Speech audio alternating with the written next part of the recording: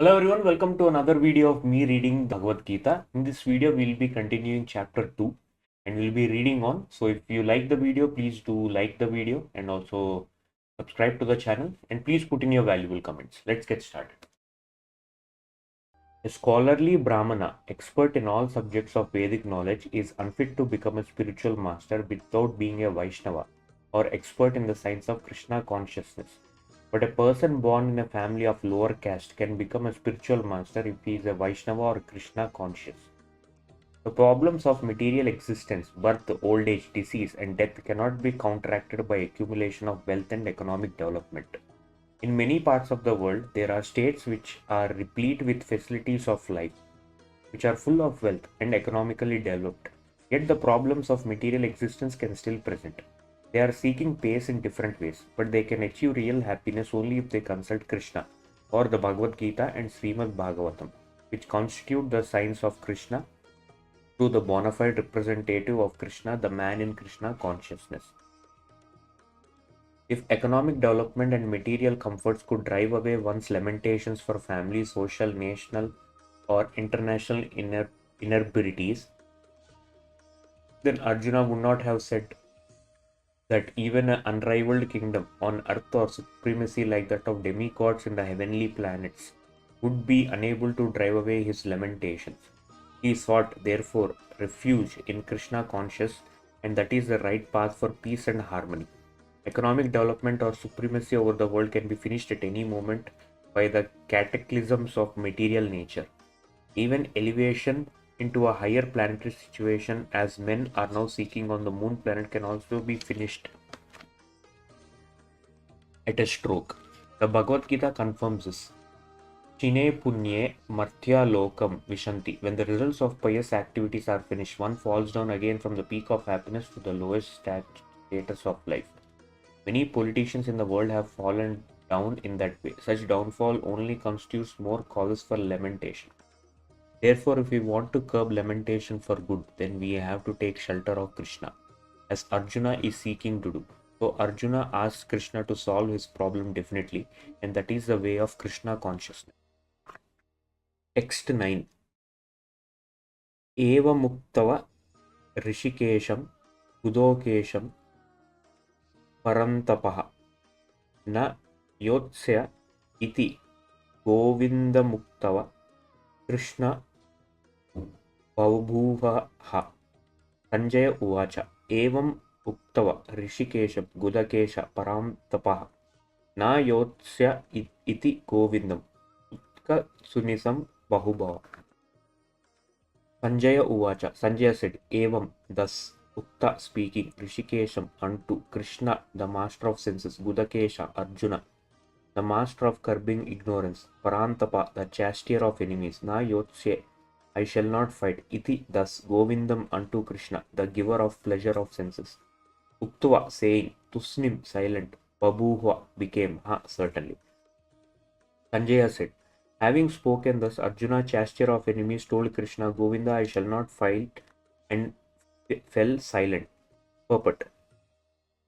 Dhritarashtra must have been very glad to understand that Arjuna was not going to fight and was instead leaving the battlefield for begging profession. But Sanjaya disappointed him again in relating that Arjuna was competent to kill his enemies. Although Arjuna was for the time being overwhelmed with false grief due to family affection, he surrendered unto Krishna, the supreme spiritual master, as a disciple. This indicated that he would soon be free from the false lamentation resulting from family affection and would be enlightened with perfect knowledge of self-realization or Krishna conscious and would surely fight. Thus, Dhritarashtra's joy would be frustrated since Arjuna would be enlightened by Krishna and would fight to end. Text 10. Samuvacha Rishikesha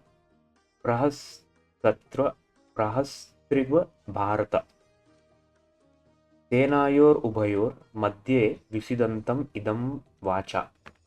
Tam unto him, Uvacha said Rishikesha, the master of senses, Krishna, Prahasan, smiling, Iva, like that, Bharata, O Dhritarashtra, descendants of Bharata, Senayu, of the armies, Ubayo, of both parties, Madhye, between, Visidantam, unto the lamenting one, Idam, the following, Vacha, words.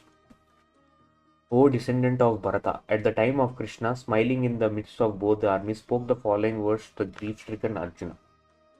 The talk was going on between intimate friends, namely Rishikesha and Gudakesha. As friends, both of them were on the same level, but one of them voluntarily became the student of the other. Krishna was smiling because a friend had chosen to become a disciple.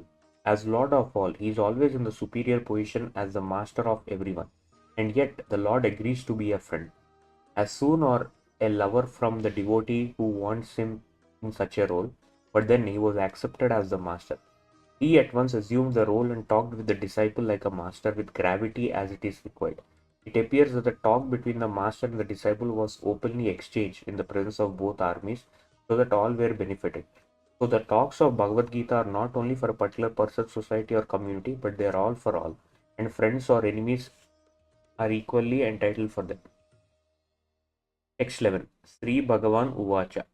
Asocyan anvasochas tvam prajnavadams cha basase Katashun agatasums cha nanushochandi pandita.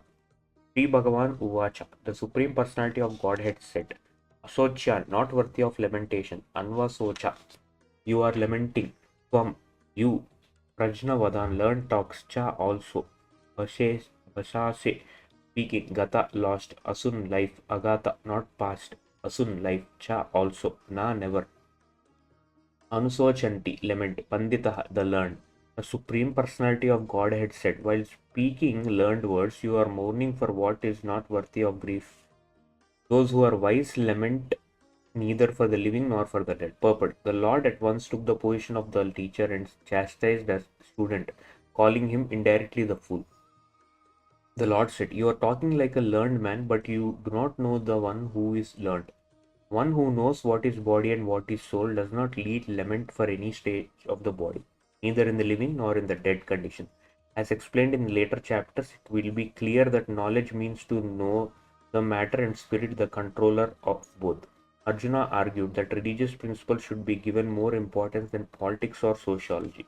But he did not know that the knowledge of matter, soul, and supreme is even more important than religious formularies.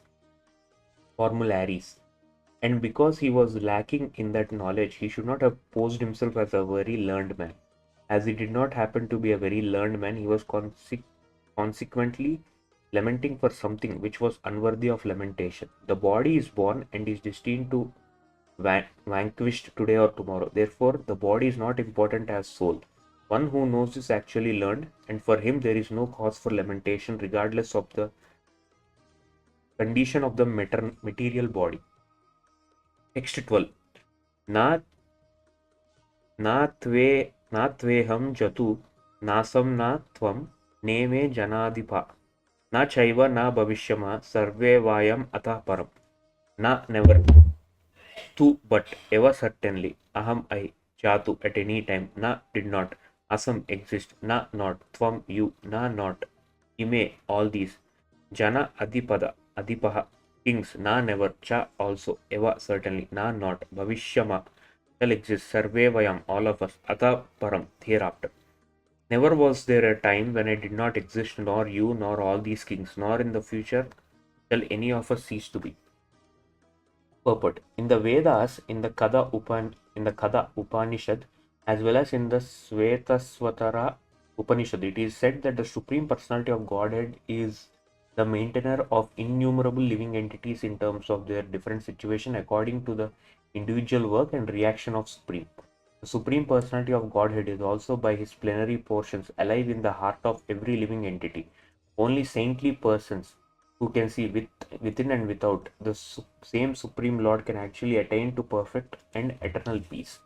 Nityo Nityanam Chetanasa Chetananam Eko Bahunam Yo Vidatati Kaman Tam Atma Stham Ye Nupasyanti Dhiras Tesam Sani Saswati Netaresam. The same Vedic truth given to Arjuna is given to all persons in the world who pose themselves are very learned but factually have but poor fund of knowledge. The Lord says clearly that he himself, Arjuna, and all the kings who are assembled on the battlefield are eternally individual beings and that the Lord is eternally the maintainer of the individual living entities, both in their conditioned and in their liberated situations. The Supreme Personality of Godhead is the supreme individual person, and Arjuna, the Lord's eternal associate, and the kings assembled there are individual eternal persons. It is not that they do not exist as an individuals in the past, and it is not that they will remain eternal persons. Their individuality existed in the past, and their individuality will continue in the future without interruption. Therefore, there is no cause for lamentation for anyone. The Mayavadi theory that after liberation, the individual soul separated by the covering of Maya or illusion will merge into the impersonal Brahman and lose his individual existence is not supported herein by Lord Krishna, the supreme authority. Nor is the theory that we only think of individuality is conditioned state supported herein. Krishna clearly states that here in the future also the individuality of the Lord and others as it is confirmed in the Upanishads will continue eternally. This statement of Krishna is authoritative because Krishna cannot be subjected to illusion. If individuality were not a fact, then Krishna would not have stressed it so much, even for the future. The Mayavadi may argue that the individuality spoken of by Krishna is not spiritual but material. Even accepting the argument that the individuality is material, then how can one distinguish Krishna's individuality? Krishna affirms his individuality in the past and confirms his individuality in the future also. He has confirmed his individuality in many ways, and impersonal Brahman has been declared to be subordinate to him. Krishna has maintained spiritual individuality all along. If he is accepted as an ordinary conditioned soul in individual consciousness, then his Bhagavad Gita has no value as authoritative scripture. A common man with all these four defects of human frailty is unable to teach what is worth hearing. The Gita is above such literature. No mundane book compares with the Bhagavad Gita. When one accepts Krishna as ordinary man, the Gita loses all importance. The Mayavadi argues that the plurality mentioned in the verse is conventional and that it refers to the body. But previous to this verse, such a bodily conception is already condemned. After condemning the bodily conception of living entities, how was it possible for Krishna to place a conventional proposition on the body again? Therefore, individuality is maintained on spiritual grounds and is thus confirmed by great acharyas like Sri Ramanuja and others. It is clearly mentioned in the Gita that this spiritual individuality is understood by those who are devotees of the Lord. Those who are envious of Krishna as Supreme Personality of Godhead have no bona fide access to great literature. The non-devotees' approach to the teachings of Gita is something like that of a bee licking on the bottle of honey. One cannot have a taste of honey unless one opens the bottle. Similarly, the mysticism of Bhagavad Gita can only be understood by devotees and no one else can taste it, as it is stated in the 4th chapter of the book. Nor can the Gita be touched by persons who envy the very existence of the Lord. Therefore, the Mayavadi explanation of the Gita is the most misleading presentation of the whole truth. Lord Chaitanya has forbidden us to read commentations made by the Mayavadis and warns that one who takes such an understanding of the Mayavadi philosophy loses all the power to understand the real mystery of Gita. If individuality refers to the empirical universe, then there is no need of teaching by the Lord. The plurality of the individual soul and the Lord is an eternal fact and is confirmed by the Vedas as above mentioned. Text 13. Dehinosmin yata dehe kaumaram yauvanam jara tata dehantara praptir dirastatra na muhyati. Dehina of the embodied, asmin in this, yada as dehe in the body, kaumaram boyhood, yauvanam youth,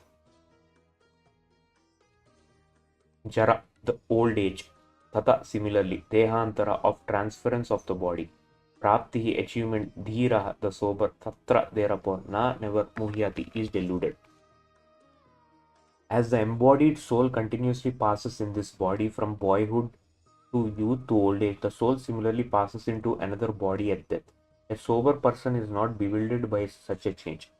Since every living entity is an individual soul, each is changing his body every moment, manifesting sometimes as a child, sometimes as a youth, and sometimes as an old man. Yet the same spiritual soul is there and does not undergo any change. This individual soul finally changes the body at death and transmigrates to another body. And since it is sure to have another body in the next birth, either material or spiritual, there was no cause for lamentation by Arjuna on account of death, neither for Bhishma nor for Drona, for whom he was so much concerned. Rather, he should rejoice for their changing bodies from old to new ones, therefore, by rejuvenating their energy. But changes of body account for varieties of enjoyment or suffering, according to one's work in life. So Bhishma and Drona, being noble souls, were surely going to have spiritual bodies in their next life, or at least in the heavenly bodies for superior enjoyment or of material existence. So in either case, there was no cause for lamentation. Any man who has perfect knowledge of the constitution of individual soul, the super soul, and nature, both material and spiritual, is called Dhira, or a most sober man. Such a man is never deluded by the change of bodies. The Mayavadi theory of oneness of the spirit soul cannot be entertained on the ground that the spirit soul cannot be cut into pieces as fragmental portion. Such cutting into individual souls would make the supreme cleavable or changeable against the principle of supreme soul being unchangeable. As confirmed in the Gita, the fragmental portion of the supreme exists eternally and are called kshara, that is, they have a tendency to fall down into material nature. These fragmental portions are eternally so, and even after liberation, the individual soul remains the same, fragmental. But once liberated, he lives an eternal life in bliss and knowledge with the personality of Godhead. The theory of reflection can be applied to the supersoul who is present in each and every individual body and is known as Paramatma. He is different from the individual living entity. When the sky is reflected in water, the reflections represent both the sun and the moon and the stars also. The stars can be compared to the living entities and the sun or the moon to the Supreme Lord. The individual fragmental spirit is represented by Arjuna and the Supreme Soul is the personality of Godhead Sri Krishna.